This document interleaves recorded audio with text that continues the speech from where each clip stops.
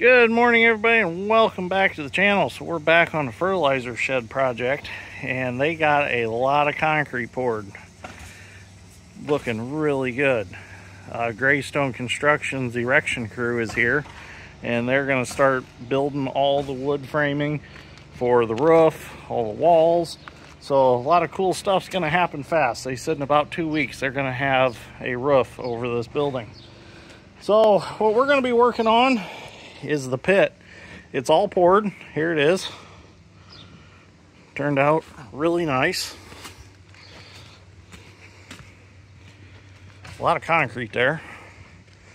Now, we overdug this quite a bit so that they didn't have to worry about anything falling in on them, because they had a lot of forms to set in here. So now what we need to do is we're going to backfill this. We got to do it in 6-inch lifts. We have to have compaction tests as we go, but before we can start backfilling, we have to coat these walls. So we're going to get them coated, and then we can start backfilling. So ready to get started, George? Yep. We're ready to get started. So let's get this done, and then we can move on to our next phases on this project. So I figured I better explain how this pit's going to work.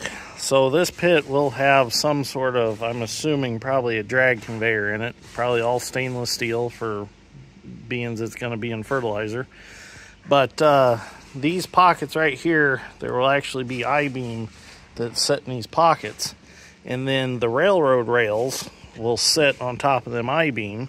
There will actually be more concrete poured up here to help support the rails, and there will be an actual hopper here that when the rail cars roll across, it'll line up with the bottoms of the hopper cars, and then they'll just open the doors, fertilizer will fall down in, and then go out the drag conveyor. There is a drain here at this end. There is slope on this trough to that drain. We had to do that when we put this pad in. I didn't talk about it, but we did do that. Then over here, about right here, there will be a pit for semis to dump in, or whatever truck they haul fertilizer on. Semis, you could haul in dump trucks, I suppose, too. But that pit will be here. And then over the top of all this, according to the prints, it's going to be oak planks that lay in these angle iron trays on each side. So this will all be covered when it's all said and done. So you'll be able to walk on all of it and not fall in anywhere. And then at this end, I believe, I'm not sure, I have to look at the prints, but I'm not sure if this conveyor comes up and out or some sort of elevator sits down in here. I'll have to look at the prints. I actually didn't look at the details. But there also has to be another pad poured over there, and maybe that's where the elevator sits on, because the fertilizer will have to come out of here, and it'll have to go up there, and then it'll go in a conveyor across these bunkers, and then there's what's called a belt tripper. That belt tripper will trip the conveyor belt to dump it into the different bunkers according to what fertilizer it is. So it's going to be pretty cool when it's all done. So can't wait to see it all done. All right, so now we can get things cleaned up, and we can get started on our wall coating. Well, first thing we got to do is we got to go around, we got to sweep all the concrete debris off from the forms being stripped, and then we'll come through with this nice little heart blower here, and we'll blow the rest of the dust off.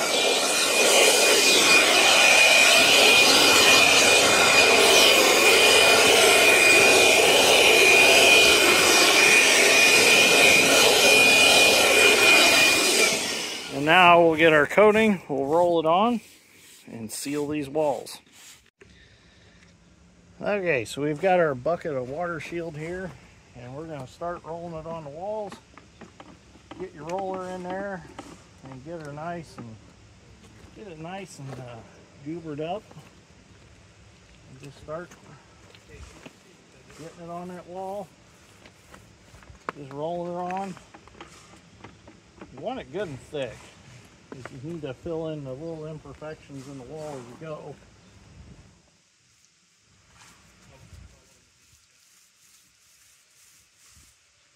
we are coating this entire wall. We don't have to do the footing here at the bottom.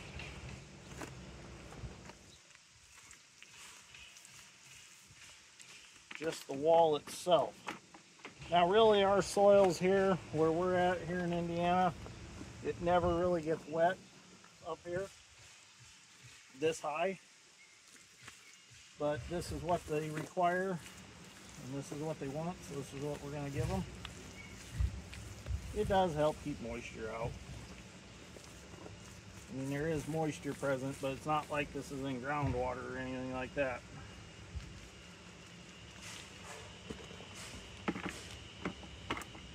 Go around along the bottom here and get it real good.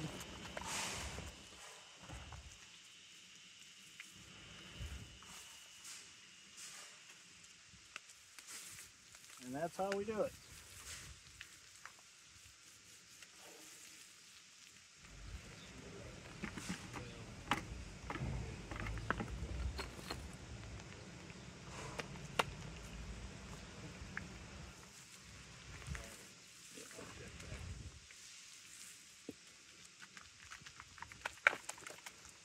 Now I'm going to work my way around.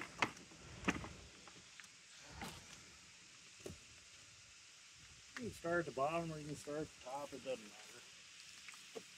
However you prefer to roll it on, as long as you get it on there thick.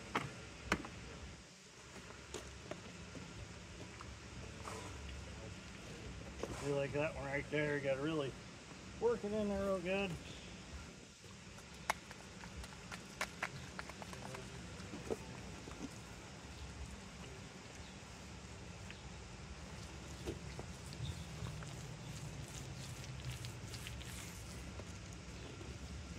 Probably end up giving this a second coat.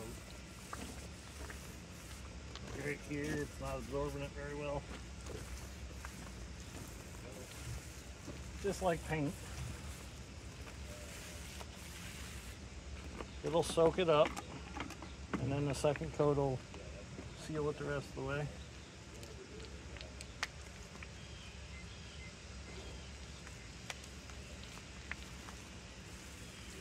All right, there we go. So you get the idea. We're going to do that all the way around.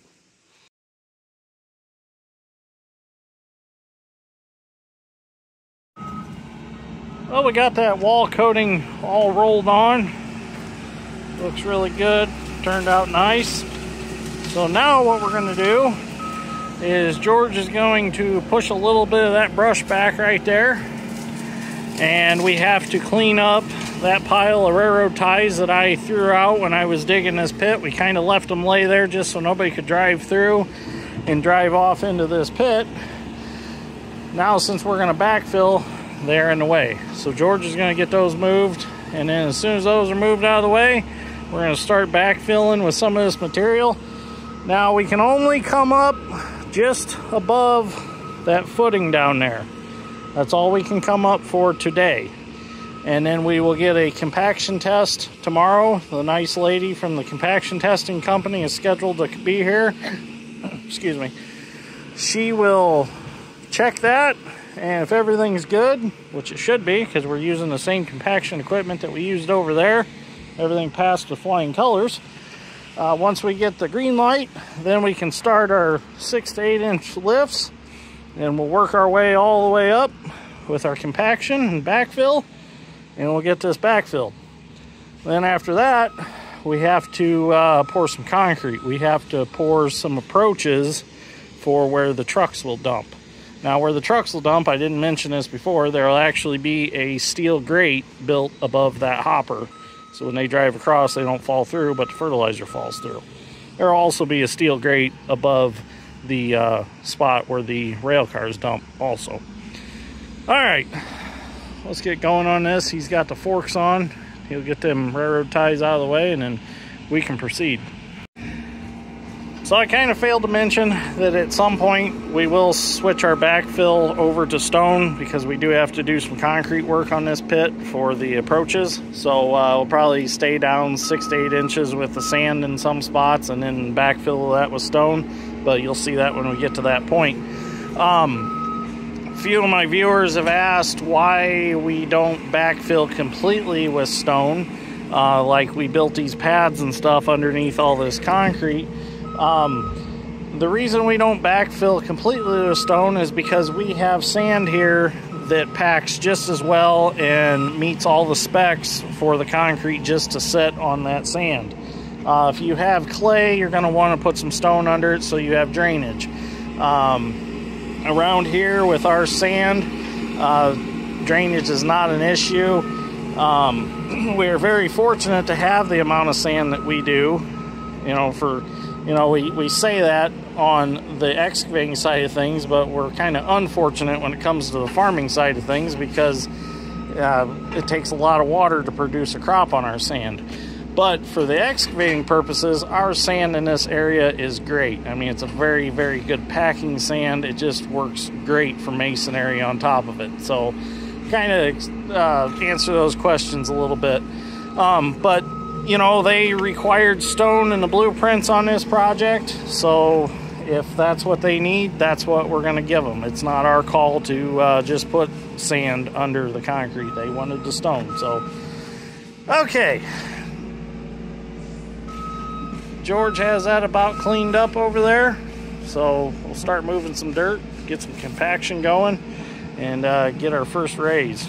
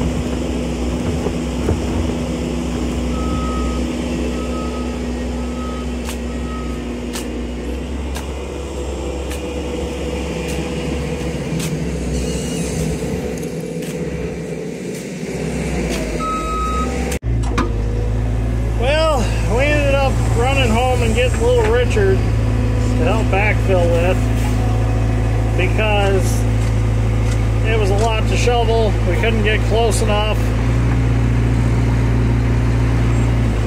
We couldn't get close enough with the Bobcat to get it where we wanted.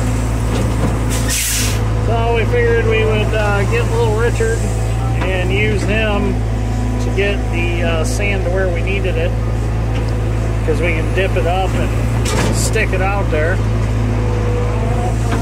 I'm going to go ahead and load up some fill sand here out of our stockpile. We'll haul it around and get it closer where we need it, so we're not making a bunch of trips over here with the Bobcat. Trying to pick the better stuff out of here. Try to find the stuff that's more moist, so we can make sure we pass our soil compaction test. Don't want it too dry. There's a little dry stuff in here, but it'll blend. I don't need a whole lot, probably 3/4 of a load. We got tight space over there, so we can only bring so much in at a time anyways. It is hot out this week. It's supposed to be the hottest week of August. It's going to be 100 on Thursday. I gotta try to stay out of the sun some, because I don't know if anybody knows this, but I have Graves' disease, which is a thyroid problem. And my medication that I'm on, I'm not supposed to be in direct sunlight for long periods of time. So I gotta work a little bit, and then I kind of get in the shade and then work a little bit. And also with the thyroid condition, I feel like it's a lot hotter than what it really is. So the heat for me is not very much fun, but I work in it because I love to work, and it is what it is. Just have to be careful what I do.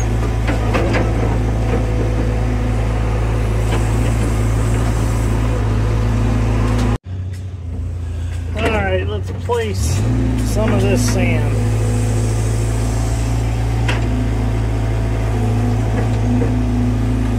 Using Little Richard to do this is really going to save on having to drag so much with a come along and a shovel, and especially as hot as it is out.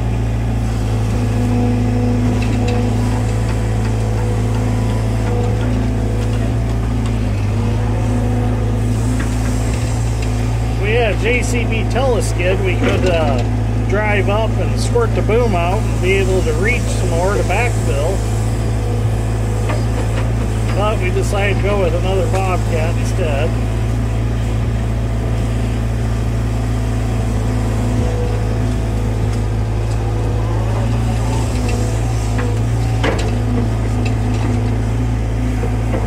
I've heard mixed reviews on the JCBs. That's why we stayed with a Bobcat.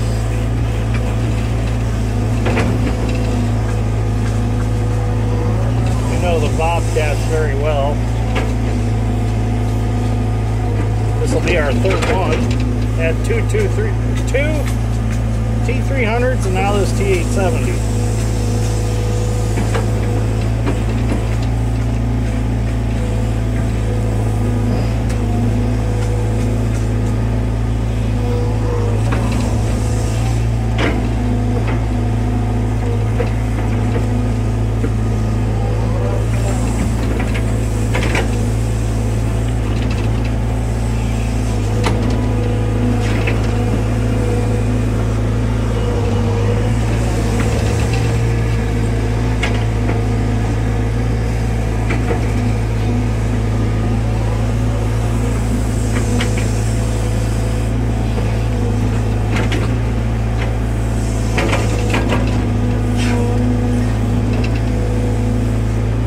Telescoping stick.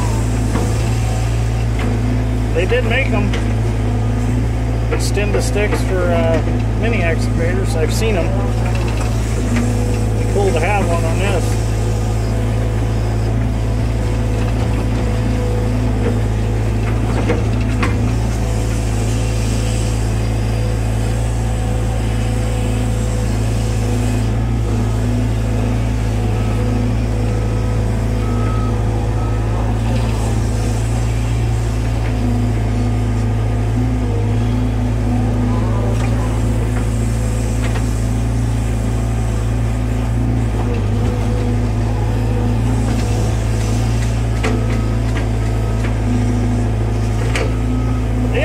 Thing about Little Richard is he's not as easy to run smoothly as the bigger excavators, and I don't know why. It's like he's a lot more jumpy. So you can get in there a little farther and get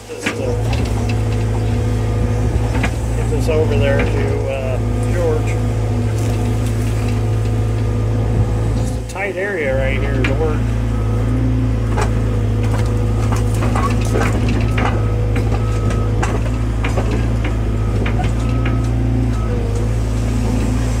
Making George a little nervous. Oh, not quite there, but it's close.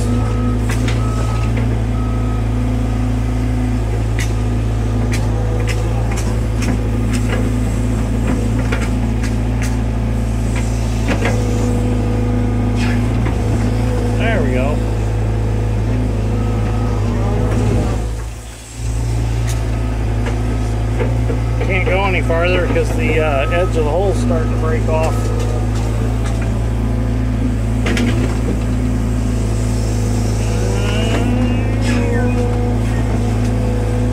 I'll help him shovel it.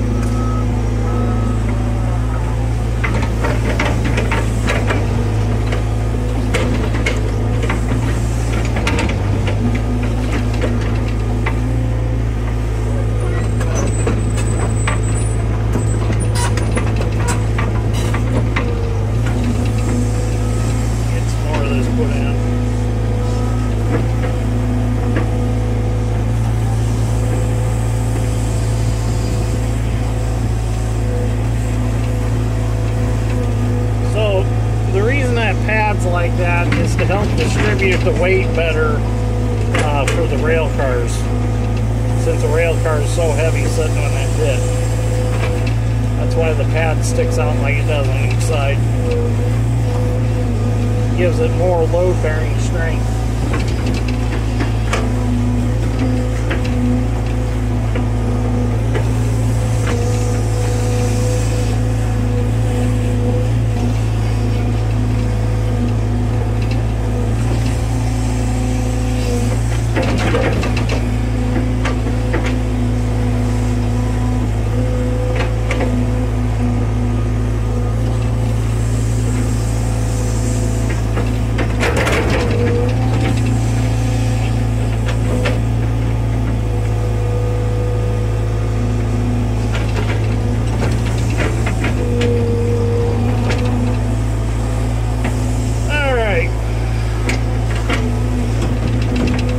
A few more loads in here and then we'll do some compaction. Got in the corner there to finish filling that out.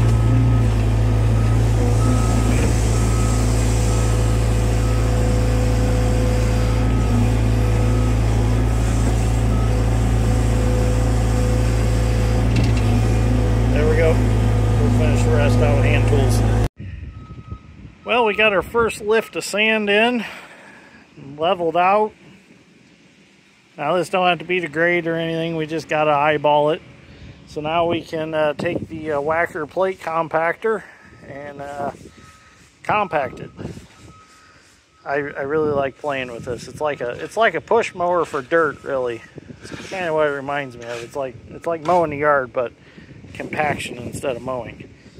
Be really good on the molehills, that's for sure. All right, let's do some packing.